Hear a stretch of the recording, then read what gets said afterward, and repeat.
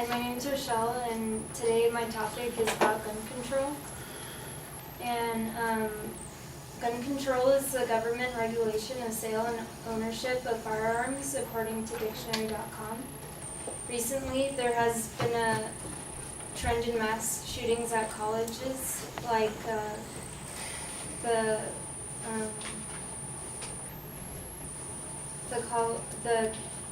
Oregon and the Arizona shootings, and so it's very relevant today.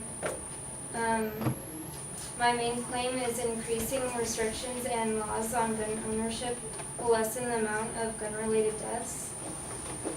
My proposition will be supported by my secondary claims that include gun control laws are successful in lowering crimes in other countries, fewer guns will lead to less violence, and the Second Amendment does not give the right to possess guns.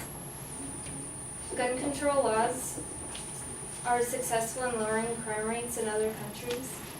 Gun control in Australia was changed in April 1996 after the Port Arthur massacre, when a young man murdered 35 people and wounded 23.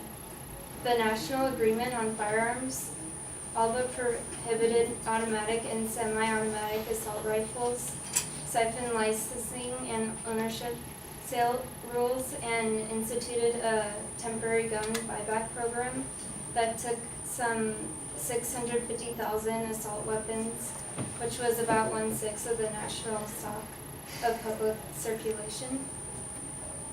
There has not been any firearm-related mass shootings since the gun control laws have changed in 1996. So it takes an incident like this to change gun control laws for the better. And Japan also has even more strict gun control laws. They are not permitted to obtain ownership without a license, and failure to do so will cost up to 10 years in prison. And their effectiveness in their gun control laws proved so in 2006 when there were only 2 gun homicides. My second point will be fewer guns will lead to less violence. The FBI found that in 2013, arguments such as romantic triangles, brawls fueled by alcohol or drugs, and arguments over money resulted in 1,962 deaths. Even more specifically, 5 women are murdered with guns every day in the U.S. A woman's risk of being murdered increases 500% if a gun is present during a domestic dispute. An example of this would be the Seal Beach mass shooting in 2011 that happened at the hair salon. This was because the shooter's custody battle with his ex-wife that was a hairstylist in the salon.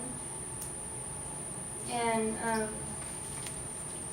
an individual is also more likely to commit suicide using a firearm over other methods. And between 1999 and 2013, there were 270,237 firearm suicides in the U.S., accounting for about 52% of all suicides during those years. According to a study published in the International Review of Law and Economics, when gun ownership went down in the U.S., overall suicides went down.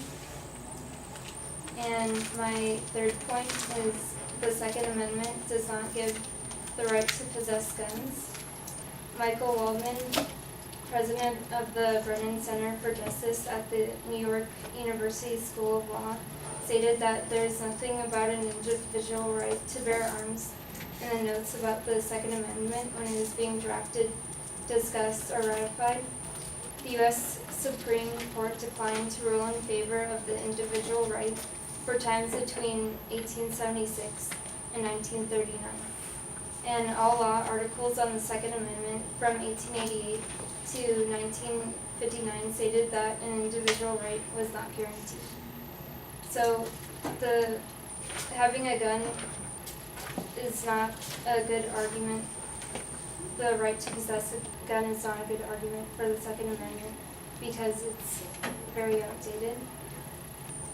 And the Second Amendment was written at a time when most common arms were long rifles that had to be reloaded in every shot. So civilians today have access to folding, detaching, or telescoping stocks that make the guns more easily concealed and carried, silencers to muffle gunshot sounds, flash suppressors to fire in low, tight conditions without being blinded by the flash, and to conceal the shooter's location, or grenade launcher attachments. So basically, all these advancements in guns should only be left up to the military instead of being able to purchase these firearms. And many people should be able to go through screenings for mental problems and before they are allowed to purchase a gun legally. And in conclusion, there are many good examples for why there should be stricter gun control. Adding more gun control laws by implementing more background checks and bans on assault weapons will decrease the amount of violence throughout the world. Thank you.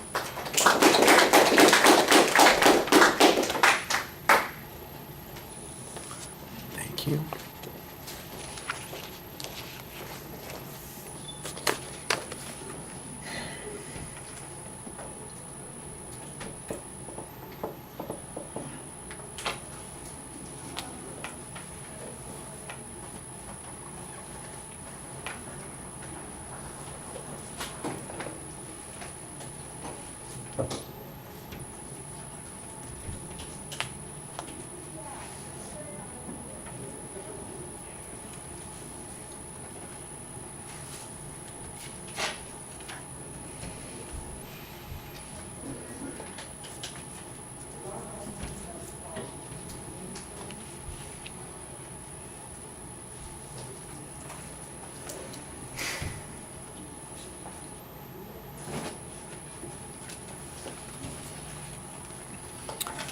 Okay, all the organizational stuff is pretty solid at the beginning. You identify the proposition. There's a good preview. I think there's plenty of controversy on this. Nobody is going to be surprised that there's an argument on this particular point. Signposting of the secondary issues in the body of the speech was fine.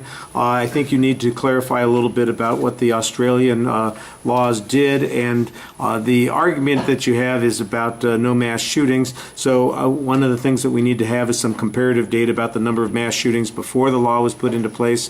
There ought to be some information on that. If people are arguing that this has in fact been effective, then we ought to have that data. The Japan illustration is a good example. I think that makes your point pretty effectively. The transition to the second point was relatively clear.